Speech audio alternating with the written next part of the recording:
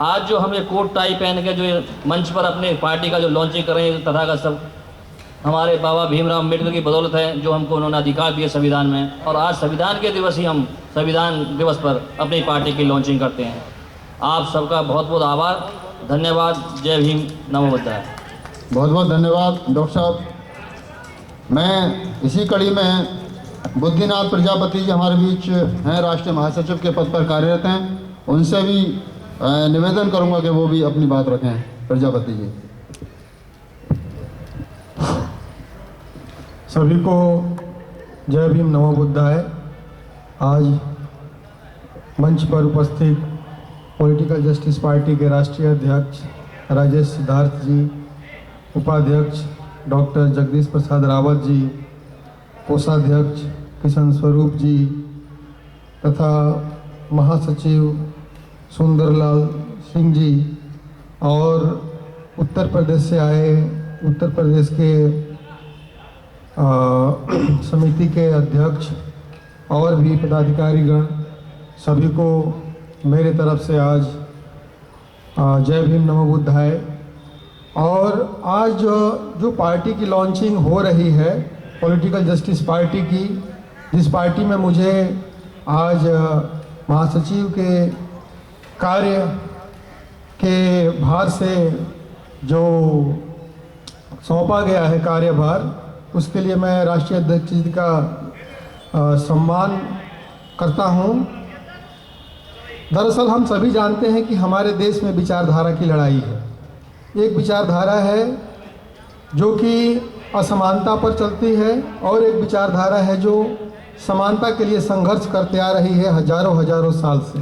तथागत बुद्ध ने जो अपने जीवन में इस धरती पर समानता को स्थापित करने के लिए जो अभियान चलाया था, उस अभियान को बहुत सारी बाधाओं ने जिस तरीके से समाप्त किया भारत भूमि पर, उसके बाद बाबा साहब अम्बेडकर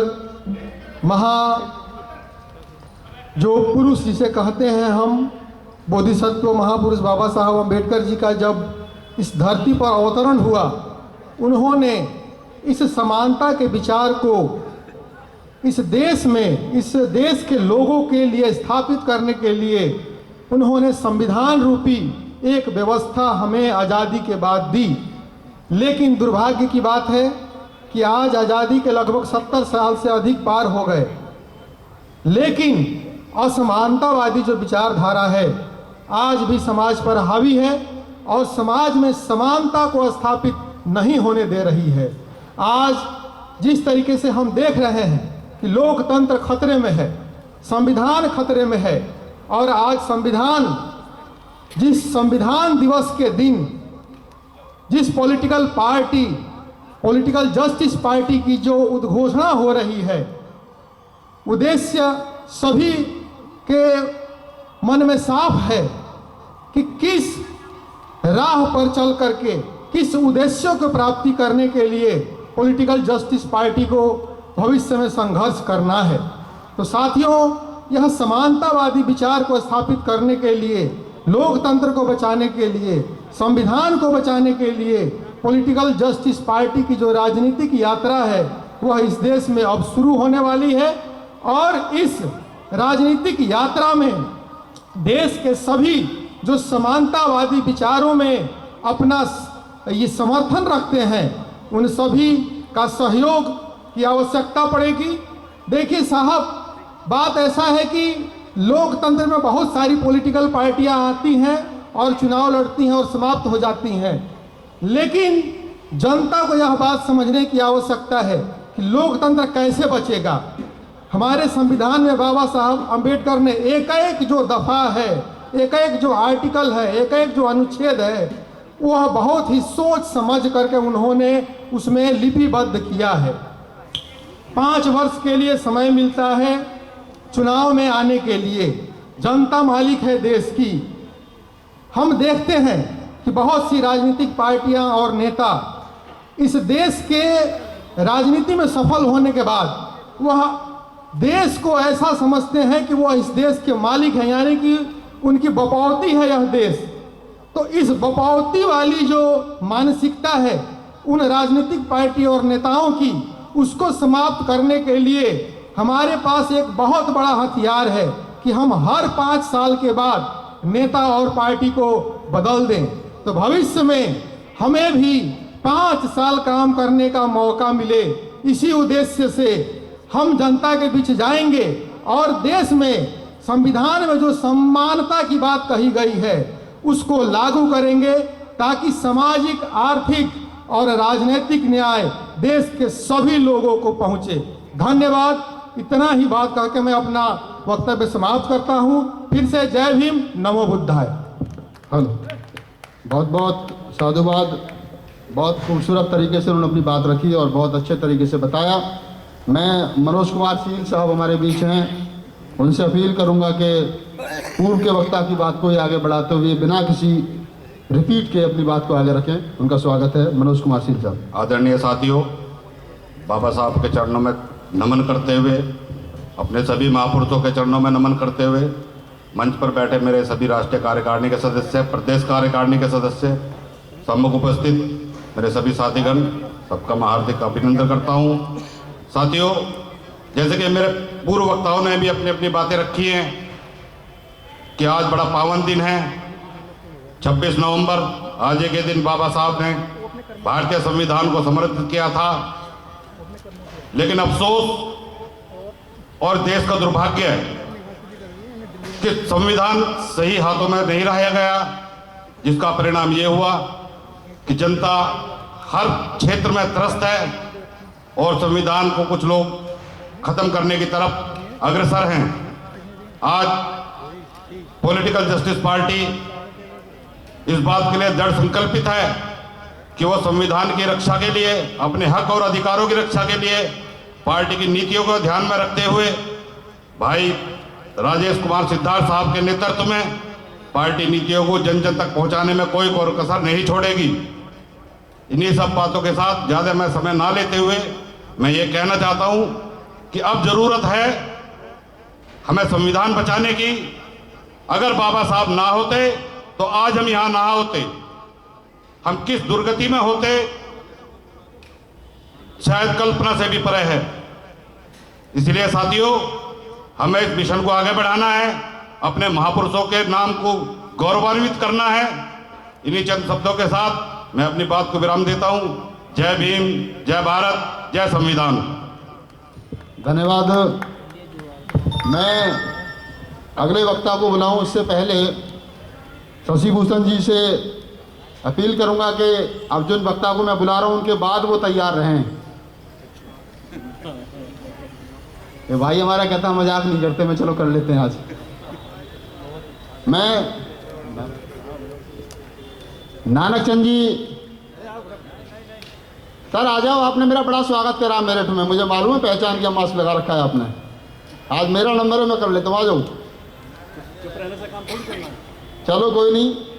तो नानक चंद जी, हम चाहते थे कि वो हमें संबोधित करें, लेकिन उनका विचार जो है वो अभी हम तक नहीं पहुंच रहा है। कोई नहीं, हम इंतज़ार करेंगे। मैं सुंदर पाल सिंह साहब से अपील करूंगा कि वो अपनी बात रखें और उसके बाद में शशि भूषण जी गाने के लिए तैयार हैं। सुंदर पाल सिंह साहब। धन्यवाद राहुल नागपाल जी। साथियों, सर्वप्रथम जितने ये महापुरुष आज पॉलिटिकल जस्टिस पार्टी के लॉन्चिंग प्रोग्राम में शामिल हुए हैं, मैं उन सब का अभिनंदन करता हूं।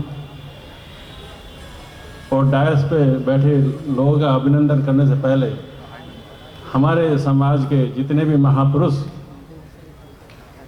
जिन्होंने डिप्रेसिव क्लास के लिए अंश मात्र भी योगदान दिया है, मैं उनको सबको नमन करता हूं, याद करता हूं और उनके प्रति अपनी कृतज्ञता प्रकट करता हूं। साथियों, आज बड़ा पावन दिवस है और इस पावन दिवस 26 नवंबर को संविधान अपना अडॉप्ट किया गया था और यही कारण है कि इस पॉलिटिकल जस्टिस पार्टी ने अपनी लॉन्चिंग का ये दिन चुना। साथियों, आपको लग रहा होगा कुर्सियां खाली देख करके कि कुछ मज़ा नहीं आ रहा है।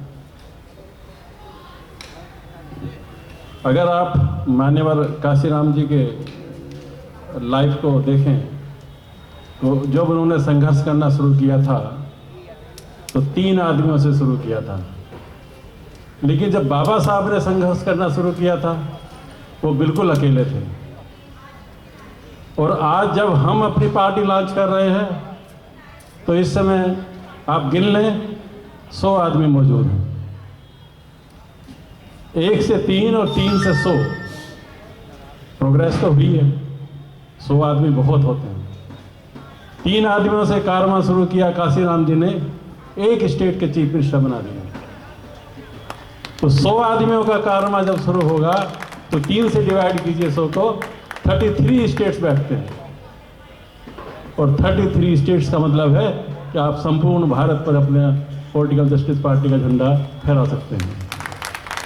ये सिंपल गणना है, हमें गणित के साथ चलना होगा। और अगर ये 100 पार्टी के मेंबर जिन्होंने आज शपथ ली है और अगर अपनी शपथ का क्रियान्वयन करते हैं सही से, अगर 10 मेंबर भी जोड़ें और अगर हम टारगेट रखें 31 दिसंबर, तो इसी साल के अंत तक हम 1000 आदमी हो सकते हैं। और 1000 आदमियों का कारवां छोटा नहीं होता। 1000 आदमियों से अगर बुद्धिजीवी वर्ग एक जगह 1000 आदमी इकट्ठा हो जाए तो अच्छे की रूह कांपती है। साथियों, ये पार्टी सबके जहन में सवाल उठेगा और आपसे भी पूछेंगे जब आप मार्केट में जाओगे, जब लोगों में जाओगे कि भाई इतनी पार्टियां हैं। अभी जब मैं मेरठ से आ रहा था, मेरे साथी इंद्रपाल सिंह सीओ साहब बता रहे थे कि 104 पार्टी का उदय हो चुका है। कोई बात नहीं, पार्टियां आती रहती हैं, जाती रहती हैं। आइडियोलॉजी कभी नहीं मरती है, आइडियोलॉजी हमेशा जिंदा रहती है। बाबा साहब की आइडियोलॉजी 70 साल हो गए, अब तक नहीं मरी, बल्कि दिनों दिन परिवान चढ़ते जा रही है। और ये दिन एक दिन वो आएगा कि केवल बाबा साहब ही नजर आएंगे और बाकी से भी देव देवता गंगा में स्नान करने चले जाए, गंगा में डूब जाएंगे। तो आइडियोलॉजी बहुत बड़ी चीज है। पार्टी की आइडियोलॉजी, पार्टी का जो पत्र है 80 पॉइंट का जो आज है वो तो सिद्धार्थ जी बता देंगे, लेकिन मैं आपको उससे थोड़ा अलग हटके बताऊंगा। बाबा साहब ने एनिलिसिस ऑफ कास्ट में एक जगह उद्धृत किया है कि अगर संसार में और संसार में भी भारत में अगर कभी कोई स्वर्णकाल रहा है वो मौर्य साम्राज्य का स्वर्णकाल रहा है। आपको बात बहुत छोटी लगती है, ये बहुत छोटी बात नहीं है। पूरे एशिया में मौर्य साम्राज्य का विस्तार हुआ। आप ग्रीस, यूनान से लेकर के कर्नाटक, केरला तक, Afghanistan, Burma, Bhutan, Nepal, Sri Lanka, Afghanistan, Iraq, Iran, जरा कल्पना कीजिए कितना बड़ा साम्राज्य रहा होगा। और जैसे ही ये साम्राज्य मौर्यों के हाथों से निकला, आप फिर सोचिए कि जैसे जैसे मौर्यों के साम्राज्य उनके हाथों से निकलता गया, तैसे तैसे हमारे देश का आकार छोटा होता गया। इराक गया, ईरान गया, अफगानिस्तान गया, पाकिस्तान गया, नेपाल गया, भूटान गया, बर्मा गया, श्रीलंका गए, क्या क्या नहीं गया। और मजे की बात ये देखिए, हमारे जो इतिहासकार हैं उन्होंने मौर्य काल को स्वर्णकाल मानते तो हैं उनको, लेकिन गुप्ता काल को स्वर्णकाल बताते हैं। इतिहास को बदल के रख दिया है। आप अपने इतिहास को ठीक से पढ़िए और अपने बच्चों से भी कहिए अपने इतिहास को जाने। और बाबा साहब ने 26 नवंबर के अपने भाषण में कहा था, जो आदमी अपने इतिहास को नहीं जानेगा वो कभी अपने जीवन में तरक्की नहीं कर सकता। बाबा साहब की, मैं थोड़ा ज़्यादा टाइम तो नहीं ले रहा हूँ, बाबा साहब ने अपने, ये अंतिम भाषण था उनका कॉन्स्टिट्यूएंट असेंबली में, उसमें 5-6 बातें बहुत महत्वपूर्ण थी और केवल 3-4 सेंटेंस ही हैं। मैं चाहता हूँ कि हमारा समाज का हर एक आदमी, हर एक पदाधिकारी उसको रख ले, क्योंकि जो भविष्यवाणियां बाबा साहब ने 26 नवंबर 1949 को की थी वो आज हूबहू सत्य होती जा रही हैं। और जो जिनका उन्होंने चेताया था उनके चेताने के बावजूद भी उन पे संविधान को उल्टी तरह से लागू किया जा रहा है। ये बड़े सोचने की बात है। मेरी आपसे दिली ख्वाहिश है, उन्होंने एक सेंटेंस कहा था कि जब तक समाज में सोशल और इकोनॉमिक डेवलपमेंट नहीं होता, विकास नहीं होता, तब तक स्वतंत्रता बेईमानी है। दूसरा कहा था समता, स्वतंत्रता, बंधुत्व और न्याय। जब तक ये चारों कॉलम आपके ठीक नहीं हैं, तब तक आपको न्याय नहीं मिल सकता और आपको जीवन में खुशहाली नहीं आ सकती। उन्होंने चेताया था कि अगर संविधान कितना भी अच्छा हो, अगर बुरे हाथों में जाएगा, बुरे लोगों में जाएगा, तो उसका सदुपयोग नहीं होगा, उसका लोग अहित करेंगे और उसको मानने वाले लोग कष्ट झेलेंगे। साथियों, ये चेतने की बात है। आपसे जब पूछें पॉलिटिकल पार्टी का उदय हुआ, हम में डिफरेंस है, पार्टी विद द डिफरेंस। मैं एक या दो ही बताऊंगा। हमारी हुड़दंगों की पार्टी नहीं है। हम किसी को सड़क पे संघर्ष करने के लिए नहीं बोलेंगे, ना हम सड़क पर संघर्ष चाहते हैं। हमारी पार्टी बुद्धिजीवियों की पार्टी है। हम इसमें बुद्धिजीवियों को आमंत्रित कर रहे हैं और उन ऐसे बुद्धिजीवियों को जिन्हें अपने समाज की चिंता है, जो अपनी सोसाइटी को कुछ पे बैक करना चाहते हैं। जिनके मन में पे बैक टू सोसाइटी का मुद्दा नहीं है, वो पार्टी में ना जुड़ें। जो लालची हैं वो पार्टी में ना जुड़ें। यहाँ डिसइंटरेस्टेड पीपल चाहिए, जिनका कोई स्वार्थ ना हो, पद का, सत्ता का, धन का, इस तरह के लालची ना हो और भय भी ना हो, उसको डर ना लगे। हमें डराएंगे लोग, हमें धमकाएंगे लोग, हमारे हो सकता है घरों पे भी आक्रमण हो जाए, हो सकता है और किसी तरह से भी हमें पीड़ा पहुंचाई जाए, लेकिन हम डरने वाले लोग नहीं हैं। हम बहुत भुगत चुके हैं और आगे तो भुगतने की हमारी हिम्मत नहीं है। अब तो आपको अम्बेडकरवाद को करके जीना होगा, अपने लाइफ में उसको एक्शन आइडियोलॉजी में कन्वर्ट करके जीना होगा। तो जब आप एक्शन आइडियोलॉजी में कन्वर्ट करेंगे अम्बेडकरवाद को, तो जितनी पार्टियां जो लालच के वशीभूत हमारे समाज में पैदा हुई हैं, वो अपने आप ही खत्म हो जाएंगे। जो काम करेगा वो आगे बढ़ेगा और जो नुकसान करेगा समाज का, वो जमींदोज हो जाएगा। साथियों, सोचिए। मैं इसी के साथ में ही अपना वक्तव्य समाप्त करता हूँ। जय भीम, जय भारत।